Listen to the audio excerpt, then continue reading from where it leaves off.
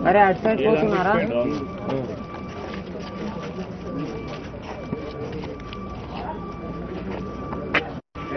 జరగాలి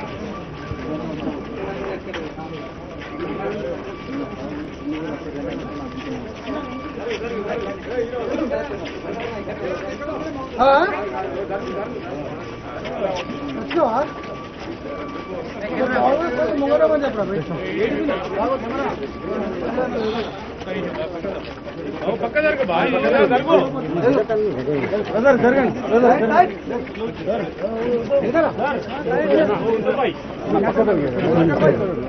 మీరు side దిగాని both side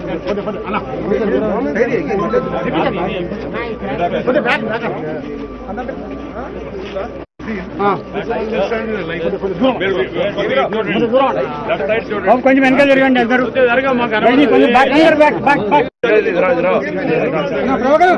కొంచెం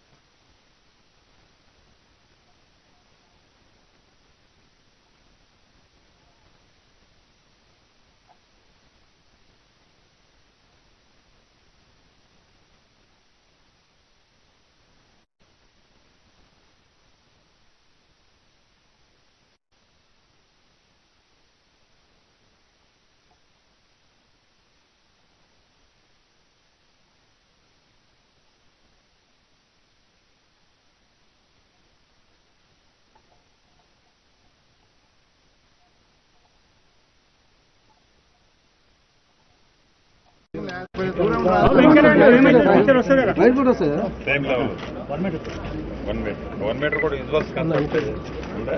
ఫిల్ అయింది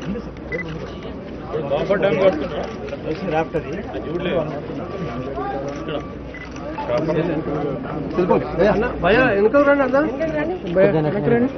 అన్న జరగండి పై ఇక్కడతో పాటు అది కూడా తెలియజేయాలి గ్యాప్ అనిపిస్తుందా మీకు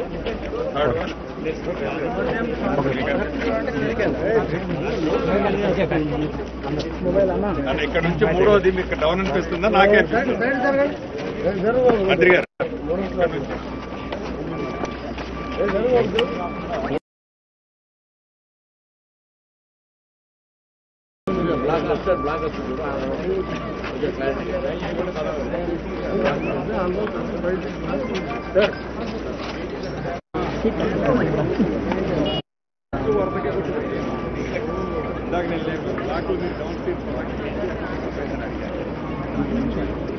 अन्ना लेफ्ट देखो ना एक बार लेफ्ट देखो కొంచెం లోపల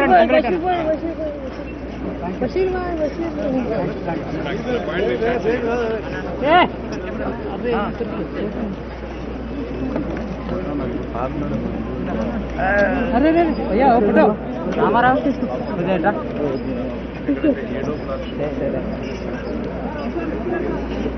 सेल फोन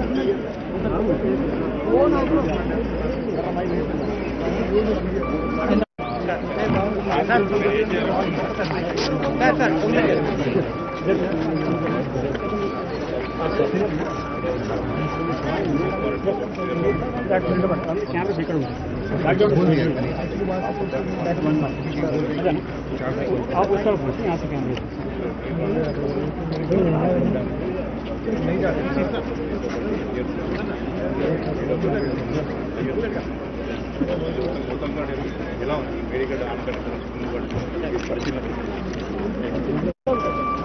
తాత్కాలికంగా ఏదో అప్షన్ సైడ్ ఒక క్రాస్ బండ్ వేసి క్రాస్ బండ్ ద్వారా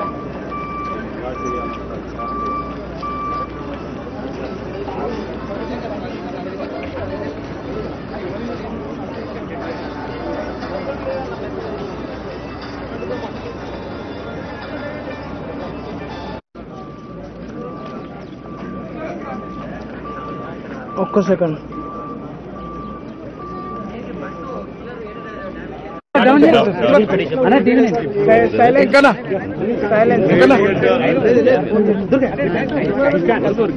ఇంకా మీరు కనిపిస్తలేరు, మీరు ఎవరు ఓకే మాకు కింద పెట్టుకోండి, ప్రశాంతంగా ఈ రోజు ఇరిగేషన్ మంత్రి గారు, నేను మంత్రులు వెంకటరెడ్డి గారు, శ్రీనివాసరెడ్డి గారు, శ్రీధర్ బాబు గారు, పున్నం ప్రభాకర్ గారు, పెద్దలు జీవన్ రెడ్డి గారు ఎమ్మెల్సీ, వివేక్ వెంకటస్వామి గారు, ఈ మేడిగడ్డ బ్యారేజ్ కి జరిగిన damage, Kaleshwaram project overall project ప్రస్తుత స్టేటస్, అదేవిధంగా అన్నారావు సుందిల్ల బ్యారేజ్ కి జరిగిన డ్యామేజ్ విషయంలో ఒక రివ్యూ చేయడానికి, సమీక్ష చేయడానికి మేడిగడ్డ బ్యారేజ్ రావడం జరిగింది.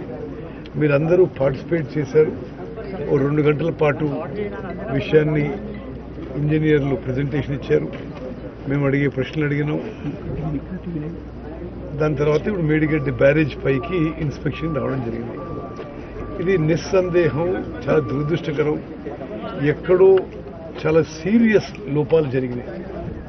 డిజైన్లో కానీ, నిర్మాణంలో కానీ, ఆపరేషన్ మెయింటెనెన్స్ కానీ సీరియస్ లోపాలు జరిగి మూడు బ్యారేజెస్కి ఇప్పుడు ప్రమాదంలో ఉన్నాయి. ఇది గత ప్రభుత్వ నిర్వాహకం ఒక్కసారి ఆలోచన చేయండి. ఇప్పటివరకు కాళేశ్వరం ప్రాజెక్టుపై ఖర్చు పెట్టిన సొమ్ము 93,500 కోట్ల రూపాయలు. మన అందరి జీవితాలు బ్యాంకులలో తాకట్టు పెట్టి హై కాస్ట్ లోన్స్ తీసుకొచ్చి మరి ఇటువంటి ప్రాజెక్టులు నిర్మించిన వాళ్లపై ప్రజలు కూడా మరి వాళ్ళు ఏ విధంగా పనిచేశారో ఇది వాళ్ళ పనితీరుకు నిదర్శనం అని చెప్పి నేను మనవి చేస్తాను. 93,000 కోట్ల రూపాయలు ఖర్చు పెడితే మొత్తం కాళేశ్వరం ప్రాజెక్టులో ఇప్పటి వరకు పారిన కొత్త ఆయకట్టు 1,00,000 ఎకరాలకు తక్కువే. అంటే ఎంత మరి అమూల్యమైన ప్రజా డబ్బు అప్పులు తీసుకొచ్చి వృధా చేశారు ఒకసారి తెలంగాణ ప్రజానీకం మొత్తం ఆలోచన చేయాలి. మరి ఈ విషయం గత 10 ఏళ్ల నుంచి ఎప్పుడైతే ప్రాణహిత చేవెళ్ల ప్రాజెక్ట్ తుమ్మడేటి నుంచి ఇక్కడ రీడిజైనింగ్ పేరు మీద ఇక్కడ మార్చి ఆ కాస్ట్ ని 3 చేశారు. మరి కాస్ట్ బెనిఫిట్ రేషియో లేకుండా చేశారు. ప్రాజెక్ట్ వయబిలిటీ పూర్తిగా తగ్గిపోయిన విషయం. ఇవన్నీ కూడా మేము ప్రతిపక్షంలో ఉన్న అన్ని విషయాలు కూడా చెప్పిన విషయాలు ఇప్పుడు నిజమవుతున్నాయి. మీరే చూస్తున్నారు మేడిగడ్డ బ్యారేజ్ మీద ఓహో అని ఎంత మొత్తుకున్నారు. అసలు అంతర్జాతీయంగా ఎవరొచ్చినా తీసుకొచ్చి చూపెట్టి ప్రపంచంలో ఇంత అద్భుతమైన ప్రాజెక్టులు ఏం చెప్పారు. ఇది వాళ్ళు చేస్తున్న పని. మీరు అసలు క్వాలిటీ చూడండి, అసలు ఈ పేరు చూడండి. అసలు కేవలం 3 ఏళ్ల కింద కట్టిన ప్రాజెక్ట్ ఉందా ఇది? చూడండి ఎట్లున్నది. అండ్ ఇప్పుడైతే 3 ఫౌండేషన్లు కొలాప్స్ అయిపోయినాయి. ఇంకెన్ని కొలాప్స్ అయితాయేమో. సరే, ప్రాణహిత చేవెళ్ల 11,000 కోట్లు కూడా యాడింగ్ సార్ దీంట్లో. అది కాకుండా సరే నేనేమంటున్నా, అది తుమ్మడి ఎట్టులో ప్రాణహిత చేవెళ్ల కడితే ఇప్పుడు పూర్తయిపోయి 38,000 కోట్లతో 16 లక్షల ఎకరాల ఆయకట్టు వచ్చింది.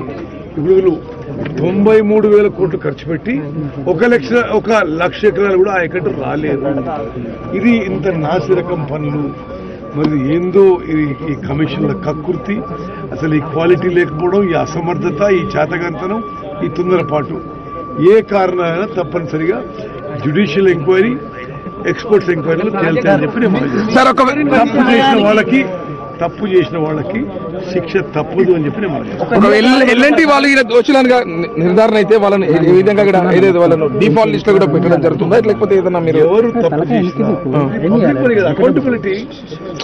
ఈ బ్యారేజీకి 4,000 కోట్లు అయిండొచ్చు, కానీ ఈ 3 బ్యారేజీలు కలిపి 7,000 కోట్లు అయిండొచ్చు.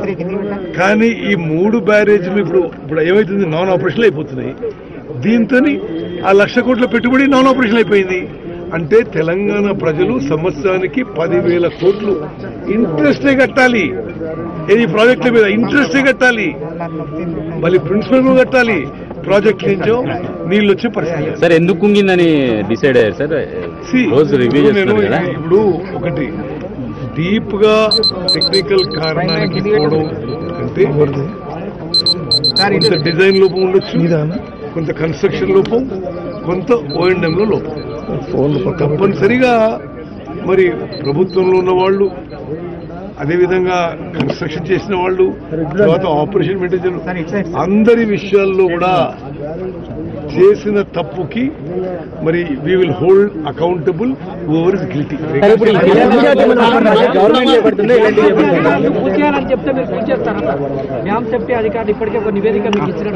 నేషనల్ డ్యామ్ సేఫ్టీ అథారిటీ ఇచ్చిన రిపోర్టు పూర్తిగా అసలు ఈ ప్రభుత్వం, గత ప్రభుత్వం ఇది వాళ్ళ వైఫల్యమే అని స్పష్టంగా చెప్పింది. మేము ఇంకా అంటే మేము వచ్చి అధికారులకి 15 రోజులు అవుతుంది, 20 రోజులు అవుతుంది. మేము ఇంకా ముందుకు పోయి ఇది సరైన స్టెప్ 2-3 రోజుల్లో మీరే ఏమేమి స్టెప్పులు తీసుకుంటారో మీకు ఇప్పుడు టూ అర్లీ మాట్లాడుతున్నాం. అది ముఖ్యమంత్రి గారితో క్యాబినెట్ లో చర్చించి నిర్ణయం రైట్. అది కూడా మేము చెప్తా. కానీ ప్రధానంగా మీరు ఏంటంటే అసలు మీ బ్యారేజ్ మీద మీరందరూ వచ్చిన సంతోషం. ఎందుకంటే మీరందరూ హైదరాబాద్ చూసుకుని కేసీఆర్ ఓహో ఓహో అనుకుంటున్నారు. ఇప్పుడు ఇక్కడ అర్థమైంది. ఇప్పుడు చూసి ఈ ప్రాజెక్ట్ చూసి అరే ఏమో ఇంత నాసిరకమా, ఇంత అసమర్థతనా, ఇంత చేతగామా, ఇంత తొందరపాట, మన డబ్బులు తీసుకొచ్చి మన జీవితాలు, మన పిల్లల జీవితాలు తాకట్టు పెట్టి బ్యాంకులలో హై ఇంట్రెస్ట్ మీద లోన్స్ తీసుకొచ్చి ఈ బ్యారేజీ కట్టింది. సార్ ఇప్పుడు కాళేశ్వరంలో మీరు చెప్పిన 3 కూడా మేడిగడ్డ, అన్నారం, సుందిల్ల 3 కీలకమైనవి. ఇవన్నీ డ్యామేజ్ అయి ఉన్నాయి. ఇప్పుడు ఇందులో వాటర్ స్టోరేజ్ లేదు. వీటిని మళ్ళీ వర్షాలు వచ్చినాయి అనుకోండి, ఏం పరిస్థితి? చూడండి, సిచ్యువేషన్ చాలా అలార్మింగ్ గా ఉంది.